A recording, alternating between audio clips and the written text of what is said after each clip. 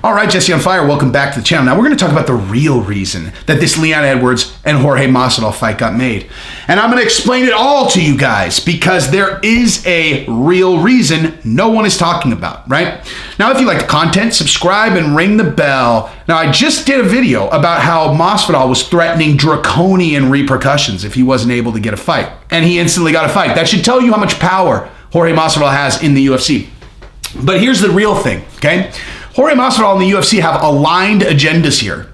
And if you look at all the data points that we have, as a matter of fact, let's go back through the data points before I tell you what the conclusion is.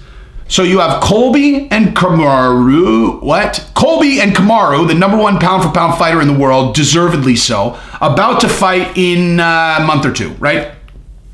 You've got Masvidal, who is coming off 2 losses to Kamaru, and you got Leon Edwards thinking he's going to sit out and just wait.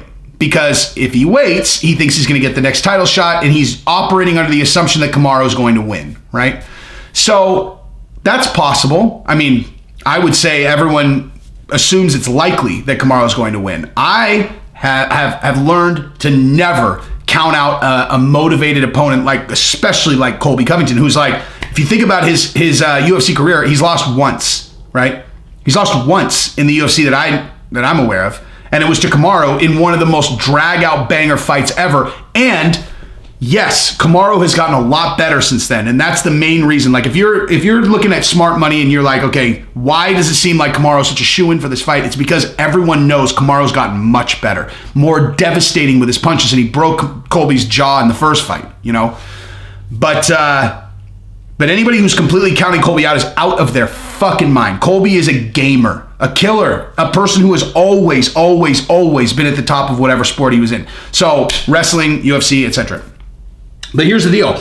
So the UFC, I've said this a million times. Obviously, I'm not educating anyone here. The UFC, in their best case scenario, is going to have Colby win. Masvidal gets to fight him, but Masvidal has to be deserving of that title shot. Okay, so if Masvidal doesn't get a fight, how are you going to give him that fight if Colby does win? Here's the other thing.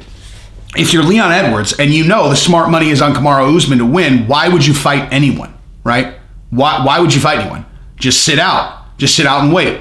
Now, when you saw that Leon Edwards got paid $1 million for this fighter, he's like, I'm a millionaire. Why do you think they paid him so much, right? Why would Leon Edwards, who by himself can't draw super big, why is he getting paid so much? It's because they need this fight so that if George can win, he can fight Colby when Colby wins, if Colby wins. And if Leon wins and Kamaru wins, this makes that fight much bigger. This is a 1 + 1 = 2 investment for the UFC. You pay Leon enough money to get him to fight, $1 million it sounds like, right?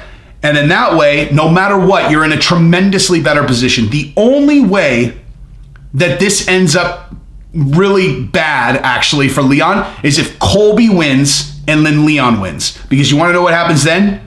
Leon's not fighting for the title after that. Kamaru's going to get the third fight, without a doubt, okay? So I'm going to lay that out. That's actually what we're really going to do with this video.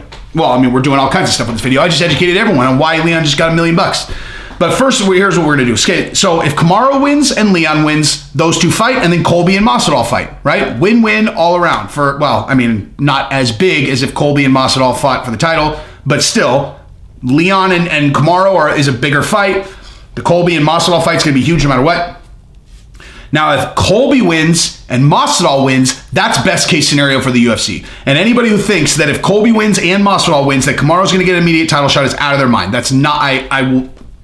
I will bet any amount of money on that, and not because. Look, I think Kamaru is the most dominant champion in the UFC by a long shot right now. If you were just like, hey Jesse, you measure these guys up, like what do you think in terms of fighting these guys? I would lose to all of them. I mean, objectively, obviously, I would lose to all of them handily. I have no chance against any of them. But I can't imagine what it would be like to fight them. And Kamaru would be the most demoralizing fucking guy to fight against in the entire UFC. It's someone that's like my own size, Like he fights at 170, cuts down from 190, whatever. That's what I weigh. And it would just be like, there's just no right answer, man. Like my buddy, my really good friend Steve Hargett, who's, by the way, the #1 fighter pound for pound black belt no-gi in the world in my age group. What's up, son? Go follow him on Instagram, Stephen J. Hargett. A fucking savage, dude. He got pound for pound number 1 in the world, light heavy number 1 in the world, heavy number 1 in the world, and he won worlds. He is a savage. And when you, I mean, look, like, it's not like he needs to use that much effort to roll. We're the same size, same age. Well, he's a little bit younger than me. But when I roll with him, okay, like, and to say there's a large gap in our skill set on the ground would be the understatement of the fucking century. But like, when I say the level with which he can demoralize me is not with him crushing me. I know what it feels like to get my ass kicked. I know what it feels like to get crushed. That's irrelevant, okay? It's the lack of effort that he has to put in to win. It's like, it's unbelievable. I mean, you know, he's fucking rolling around with Victor Hugo all day long and Shanji Ribeiro. Like, of course, rolling against me is like rolling against a fucking 6-year-old for me. But it's demoralizing. And I imagine Kamaru would be exactly like that, where you're like, Jesus, this guy's just, I can't. Anyway, where I was going with Stephen Hargett is what I call him, like my nickname for him is there's no right answer. Like, no matter what you do, it's fucking wrong. There's no right answer. That's what it looks like to me when people fight Kamaru now. There's no right answer. Like, you want to take him to the ground? No, you don't. You want to stand with him on the feet? No, you don't. You want to go that way? No, you don't want to do that. What about that way? Nope.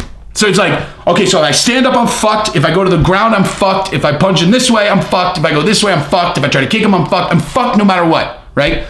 That's what it's like to fight Kamaru from my perspective. But Colby is God, yeah. Anyway, I just went on a completely ridiculous tangent right there. Anyway, maybe I'll edit it, maybe I won't. So if Colby wins and Leon wins, Leon is out. He's not going to get the next title shot. If Kamaru wins and Masvidal wins, Masvidal's going to fight Colby, right? So Leon is hoping that Kamaru wins, obviously, and then obviously he's hoping that he wins. But the reason that it made sense for the UFC to pay so much fucking money to this guy is because they needed to get him into the mix for this. They had to. Because it makes every single scenario better. There's no scenario that's not improved dramatically for the UFC by getting this fight done. That's why it makes sense to pay him $1 million, dude. Right? Like, I guarantee you that Leon is making tremendously more than most guys that draw like him would. Cyril Gahn made a $380,000 for the fucking headliner for UFC 2, whatever it was, the one against Derek Lewis. He made $380,000, and Leon Edwards is gonna make $1 million. Doesn't have a belt. He's not fighting for the belt. Nothing.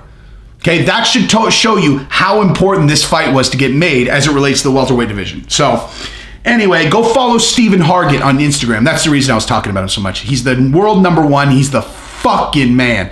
He's also a recon Marine.